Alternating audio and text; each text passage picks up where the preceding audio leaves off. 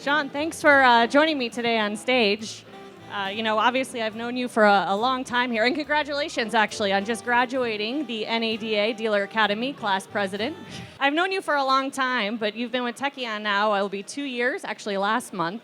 Can you tell me a little bit about what it was like leading up to conversion, as well as how your relationship has evolved over the last couple of years? Sure, Ashley. Thank you for having me.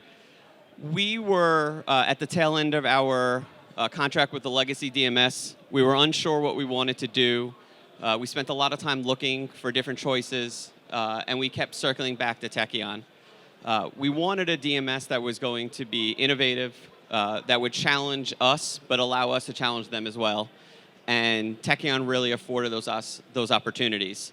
The go live and the beforehand was challenging. We did do it during COVID, which added an extra level of challenge to it. But changing policies and procedures and processes and changing people's philosophies and understanding that we're going to innovate and redo our business model was not the easiest thing to do. You take a lot of employees who are stuck in their ways, who enjoy doing it a single way, and you tell them, we're going to do it completely different. And at the end of it, we're going to be more productive and be more profitable. Is not the easiest of sells to do, but we got complete commitment and buy-in, and we were able to work our way through it. And the last 2 years have been the most exciting, enjoyable, and fun that I've had in this business, working in an environment, a dealership, and with technology that allows us to do a job in a way that I never thought was possible. You've done quite a few pilots for us. Obviously, you completed the CRM one. Right now, I think you're active with Smart Communications, Techon Spend, and Report Generator. Why do you always choose to be a pilot? So being a pilot is extremely exciting. It allows us to be an early adopter and an innovator with Tekion. A lot of times you get offered to be pilots with vendors, and it's really just for you to check the box to what they have already created, they've already built, and what they've already designed. And with Tekion, that's not the case. You're able to have actual real conversation, communication, and insight in the production and development of the tool. You're able to give, Tekion actually accepts real-world automotive experiences, challenges, struggles, and actually uses it to increase and grow a tool that actually works well and helps the dealership life out. And so to have that opportunity to actually give that feedback and to have that opportunity to actually help create and develop a tool that works for us and that we know is going to work for the thousands of automotive dealers in the country is something that we don't want to pass up. It also affords us the opportunity to make sure that we have ample time that our team can get involved, learn, and understand exactly what we're going to do and why we're doing it. The last part of being a pilot that is most beneficial from the dealer perspective is that it allows us the ability to make sure that we're able to get buy-in from our employees, because we bring our employees into the pilot. We allow our employees to give feedback. So when you're able to have a situation like that where your employees feel that they're involved in the creation of it, that difficult that you sometimes have runs away or disappears because they were involved in the creation of that end tool. They actually hear and know that we hear their frustrations, and we're willing to do something to help work and overcome them. Do you have any employees that get scared? Yeah, we do have a gamut of employees that some are more technologically friendly, some still don't know how to turn their computers on, but Tekion makes it super easy for anyone to do it. So the support that we get from Tekion really removes a lot of that fear. It started with, going back to what we talked about with Go Live, the support that we had being the first ever Mercedes-Benz dealership on Tekion, and that support we still receive today is unheard of. And it really alleviates and removes a lot of the discomfort and uncomfortability that you can have with a tool that is so technologically advanced. What do your interactions look like with Tekion when you're piloting something? So there's a lot of conversation. The conversation when the pilot first launches is more regularly. It could be 2-3 times a week, either via email, Zoom, or in-person meetings. And as the pilot rolls out and we grow and the pilot becomes more stable, then those interactions become less and less and less. But the really amazing thing is, and I'll refer to Report Builder as this, just last week we came up with a situation where I got stumped on something with Report Builder. I was able to reach out to the product manager, and she and I have been working for the last week and trying to overcome the best way to do it. Those abilities is what makes it so exciting to be an early adopter and to be a pilot dealer. What's the feeling when one of your suggestions actually comes to fruition? It's amazing. So I've been doing this for roughly 21 years. I've worked with hundreds, of vendors, and it's always the same thing. You give feedback, they say, yes, that's a great idea, we'll implement it, and then it goes nowhere. Then you get frustrated, you leave, you find another vendor, same thing happens, and it's this endless cycle that never becomes successful, ends up anywhere. That doesn't happen with Tekion. And that's what makes it exciting, that we're able to actually give input and actually give suggestions that go somewhere. It makes the engagement grow because you actually see things working. And it works not just at the executive level, but in my employees as well. They have challenges, they have struggles, they have suggestions. And because Tekion's so willing to help create and build a tool that's for the dealership world, that they feel like they can give that input and it doesn't just fall on deaf ears. Of all the pilots, which one's been your favorite?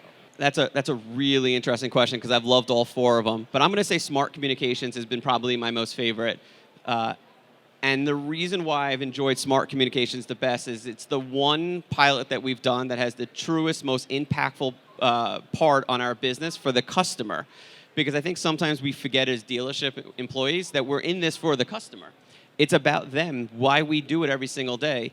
And the fact that we're able to have a tool like Smart Communications that allows us to have some really amazing feedback and conversation with our customers and take some of the thought out of it and make sure that we have some standardized philosophy and wording is something that you can't get anyplace else.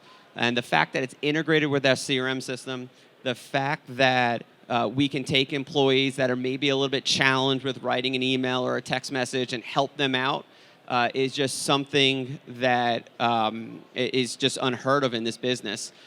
So it's exciting. It's helped us sell more cars, which ultimately at the end of the day is what the most important part of our business is. I guess for those that don't know, what is smart communications? I guess the best way to explain smart communications is it's ChatGPT on steroids. And so it's integrated with our CRM system. It's built into the email and text message tool so that it's able to generate conversation and communication for our customers. They're able to add just a couple of words or sentences or a sentence about what they want to talk about. The system then generates that using the information that's been built in already with vehicle, make, model of interest. And then it's able to develop a communication that's grammatically correct, that is intuitive, and that the customers actually were willing to engage in. So many times, salespeople in particular forget simple things like commas and periods, right? When to capitalize something, when not to capitalize something. And it takes a little bit of that professionalism away from what ultimately is a solid message. With smart communications, that's not an issue. What it allows it to do is for the employee to not have to worry about that, but more worry about what they actually want the message to be, and then let the system do the rest of it. Do you have any employees in particular that have benefited from smart communications? We have actually two employees and two salespeople that email was their least favorite thing to do for a myriad of reasons. It was always a challenge to get them to do it. It was always a challenge to get them to follow up with their customers. Whether it was because of the length it took them to type the message.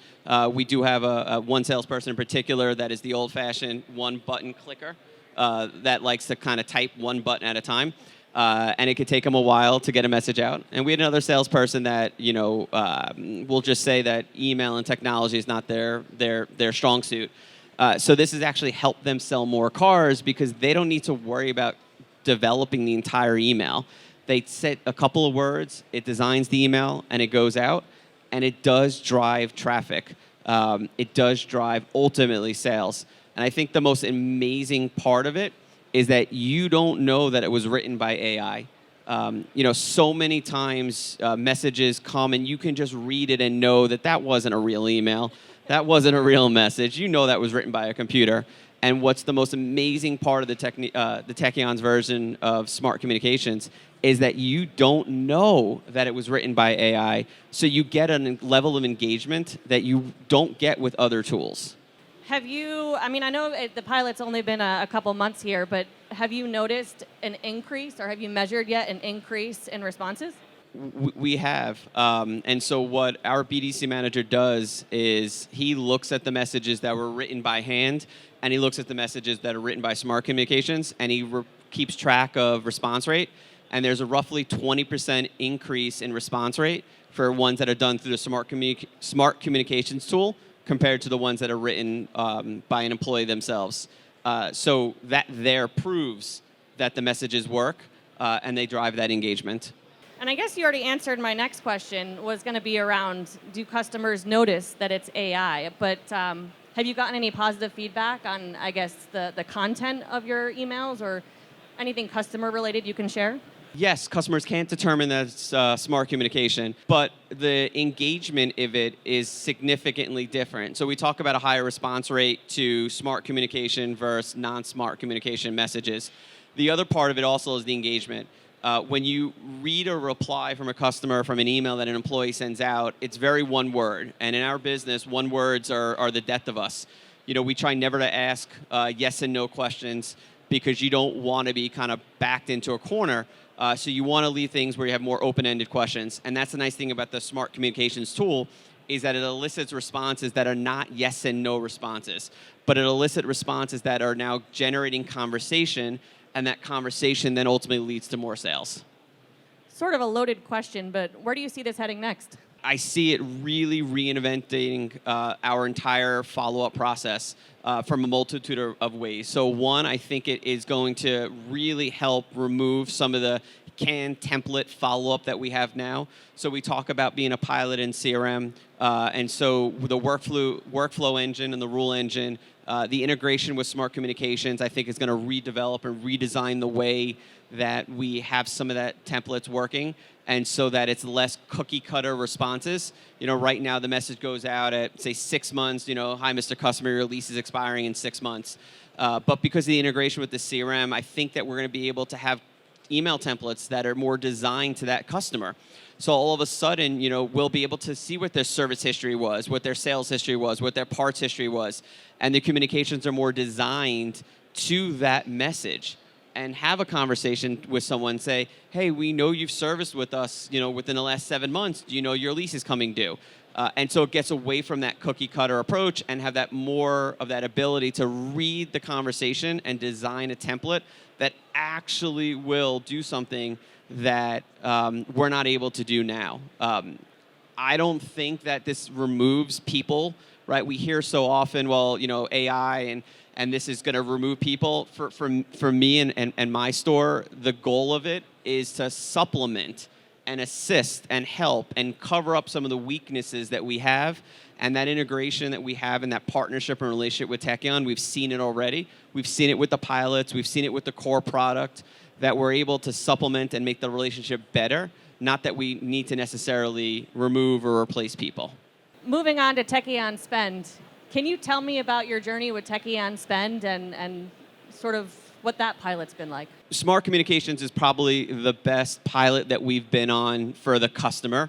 Techon Spend, I'm going to say, is the best pilot we've been on for the dealership for a multitude of reasons. The first one being that it has removed hours of accounting work and bank reconciliation that we have to do every single day, because all of the checks, all of the cash, all of the wires are all deposited directly into our Tekion Spend account. The reconciliation part of it becomes much less difficult. It's no longer having to print out our old school bank account and have to go line by line and then move money and transfer and do that. The other aspect of it as well is that it allows the journal entries that need to be made to account for it to be done more seamlessly. It takes away some of the guesswork. And it takes away some of the questions about where you actually would put a charge or an expense or something that comes in. You're able to map it so that it goes to the right journal entry. So what normally would take hours for accounting to do becomes more seamless. The other aspect of it, well, that works well is we have a lot of customers that like to wire money in, and a lot of times that can get lost in the sense of it going into that old school traditional bank and then not being able to apply it directly to the right deal, the right transaction within the DMS. The nice thing about Techon Spend is it comes in, you're able to see it, you're able to know the status of it, you're able to adjust it and move forward with it, and it really moves the process along of trying to deliver cars as quickly as possible. The integration and the work with the Tekion credit card is the cherry on top of that relationship, that we're able to set vendor controls, have vendor cards. So for instance, my credit card doesn't need to be given to every single vendor that we want to pay by credit card. Instead, we're able to set and create specific vendor cards for every vendor, have limits on it, and have controls on it, so that we're able to make sure that we're not woefully spending or wrongly spending, but we have control over where that money is coming. So all of those little things may not sound like a lot, but if you ask your controllers, you ask your bookkeepers, you ask your accounting how difficult it is to keep track of these spends, you're going to see how quickly and easy that this will actually seamlessly transition that. The ability to upload receipts. A great example, I got a message from my accounting office this morning because I had charged some stuff on my card last night and I hadn't uploaded the receipts yet. And so they were asking, hey, we see this charge on your card, can you upload the receipts for it? And so can you upload the receipts and can you upload the receipts and so we can process those claims? Can you tell us where they go so that we know how to account for it properly? That real-time technology, that real-time solution is just not something that you can find anyplace else. The last part of it, which is the most interesting, is the dispute aspect of it. And unfortunately, you'll have customers that will occasionally attempt to dispute a charge, whether they felt it was Unfortunately, it happens more than we would like to say it does. And so with a traditional credit card, it's not easy to fight a dispute. There's a lot of back and forth. There's a lot of challenges with it. With Tekion Spend, there's a portal that you're able to upload all your documentation to. You can upload the reasoning why you're fighting the dispute. And when you do that, more times than not, you end up winning the dispute. And so you have that success as well, which is pretty darn exciting. So what does your controller do with all their extra time? Looking for ways to cut expenses. So in all seriousness, he's been able to go back to being a controller and less of a bookkeeper. He's able to really drive and look for opportunities that we may be missing.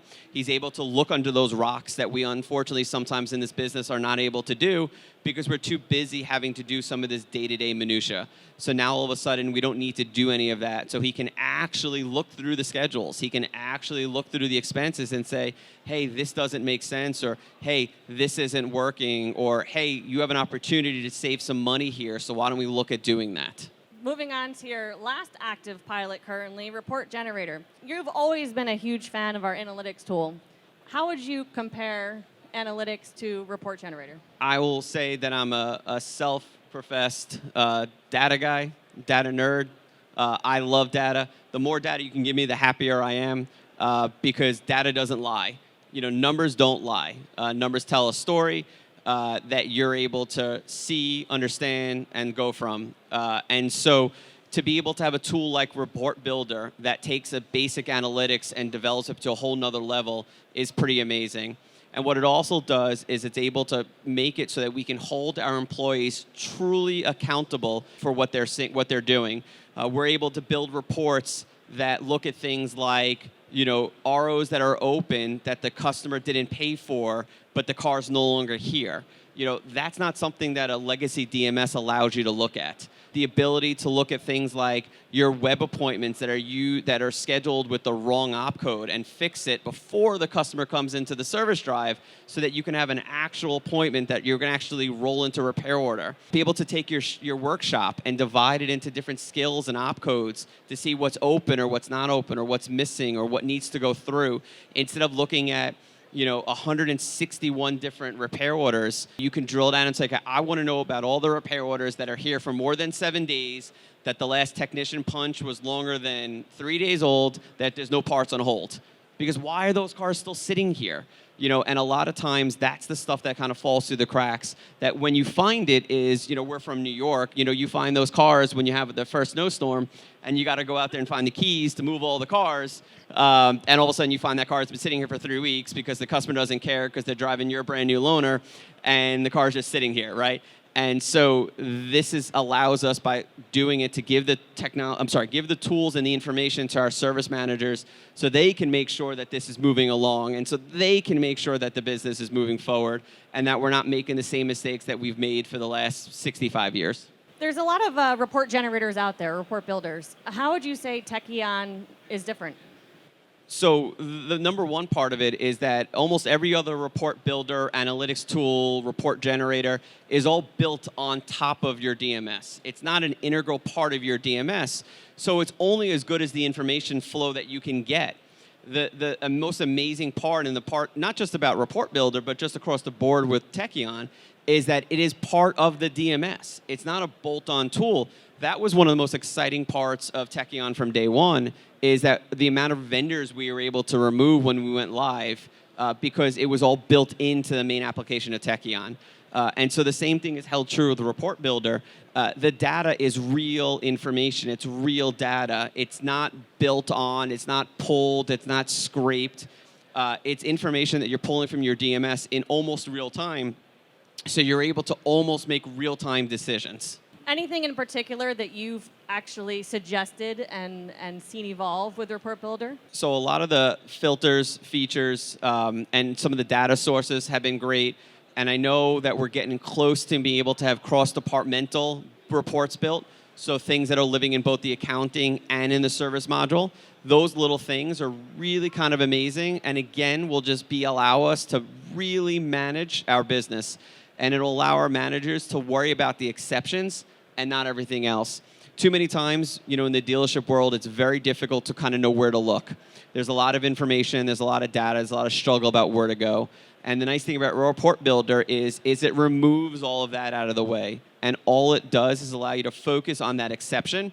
And the goal isn't to be perfect, because we know perfection is impossible to get. But if we can go from 90% accurate to 95% accurate, just think about mathematically the amount of money that you're either saving, earning, or generating just by looking at just the exceptions. And if you can get your exceptions down from 10% to 5% or 3%, that is just straight revenue, straight profit to the bottom line. Thank you for that. Knowing that we're almost up on time here, I'll ask you one more question. And it's just, how has your partnership been with Tekion? And again, what's been your favorite part? Putting aside the technology aspect of it, my favorite part is the people. It isn't, again, most vendor dealership relationships are a bit adversarial. Most of the time, it's always every year wanting to increase your monthly subscription, or yesing us to death about how great you are, but you can't do anything we ask you to do. And with Tekion, it's none of that case. Our contract, I think, is 2 pages, maybe 3 pages. I didn't need my master's degree to read it. It was pretty self-explanatory. And the people aspect of it is great. It's almost, though I'm a dealership and you're the vendor, we're still the same. There's a true partnership and a true relationship, which you just don't get in any other relationship. And again, I've been doing this for 21 years. And it's the first time where I truly feel working with someone that it's a true partnership and a relationship, and that the only goal that Jay and the team has is to make dealership life better for the dealership, but more importantly for the customer. Well, thank you very much, Shaun, for your time today and your partnership. Thank you, Ashley. Appreciate it.